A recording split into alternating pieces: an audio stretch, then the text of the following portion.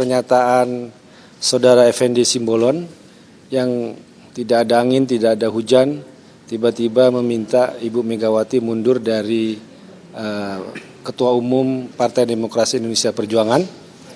Padahal kami melihat dia sudah tidak punya hak lagi untuk bicara itu karena sudah dipecat dari partai dan tidak layak dan tidak etis untuk mengatakan hal itu. Nah, untuk merespon terkait tersebut, saya persilakan kepada Mas Seno Bagaskoro untuk menyampaikan. Silakan, Mas Seno. Ya baik, terima kasih teman-teman semuanya. Mungkin untuk menanggapi apa yang menjadi pernyataan terkait dengan permintaan Pak Effendi yang sudah bukan lagi adalah kader PDI Perjuangan, kami anggap itu adalah angin lalu saja mendekati momentum yang sangat penting sebetulnya, yaitu momentum HUT dan Kongres.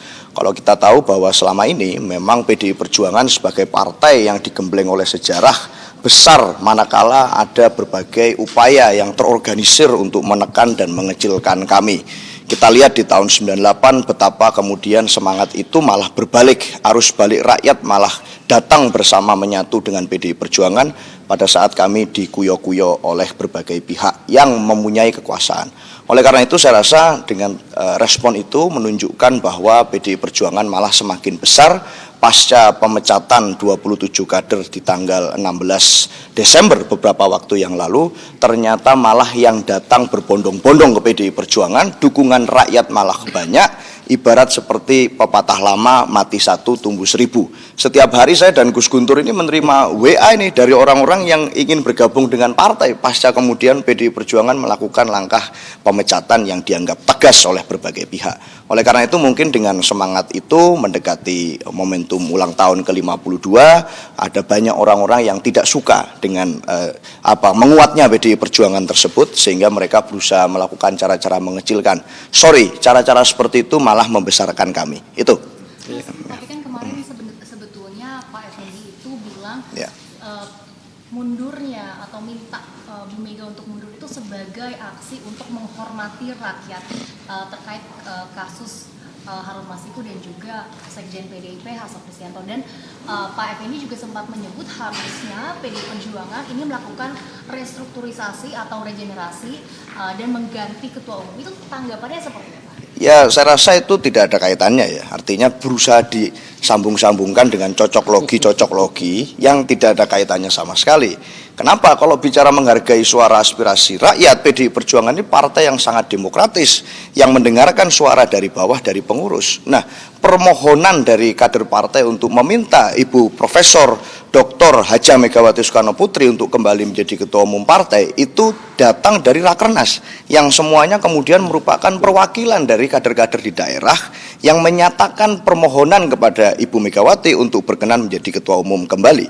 Artinya ini malah adalah bentuk dari kami semuanya mendengarkan aspirasi dari bawah, menghormati suara akar rumput, yang mana itulah yang membesarkan partai. Jadi kalau dibilang harus ada apa, ada perubahan, ada apa, ini malah suara yang mengkhianati suara mayoritas kader partai yang waktu itu meminta agar Ibu Megawati berkenan menjadi ketua umum kembali. Jadi buat kami sekali lagi ini seperti angin lalu saja di tengah momentum menjelang HUT. Gus Guntur, ya, mungkin. Sudah cukup. Sudah. Oh gitu ya.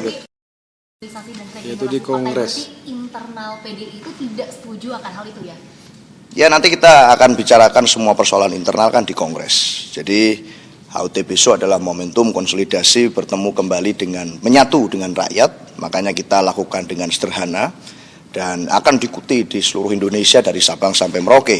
Tapi persoalan-persoalan internal yang lain nanti forum tertinggi sesuai dengan ADART partai itu terjadi di Kongres. Nanti saya kira semua kader sangat memahami itu dan tidak perlu diajari lagi ya oleh kemudian orang-orang yang sudah bukan merupakan bagian dari PDI Perjuangan.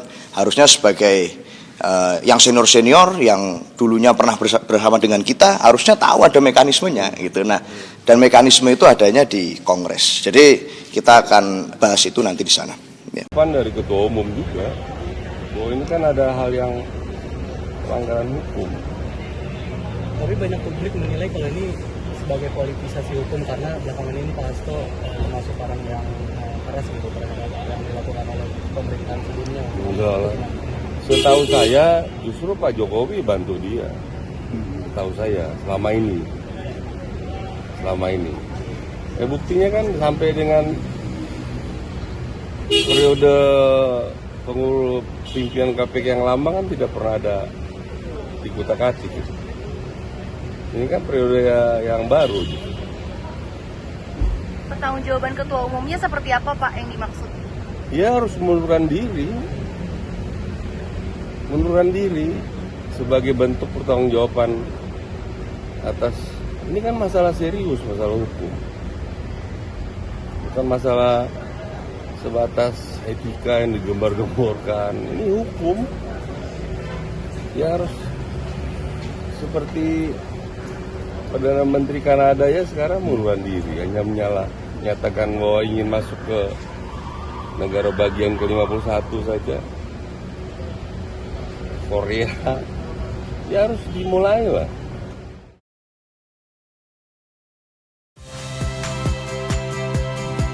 Saya Cynthia Rompas. Saksikan program-program Kompas TV melalui siaran digital, pay TV, dan media streaming lainnya. Kompas TV, independen, terpercaya.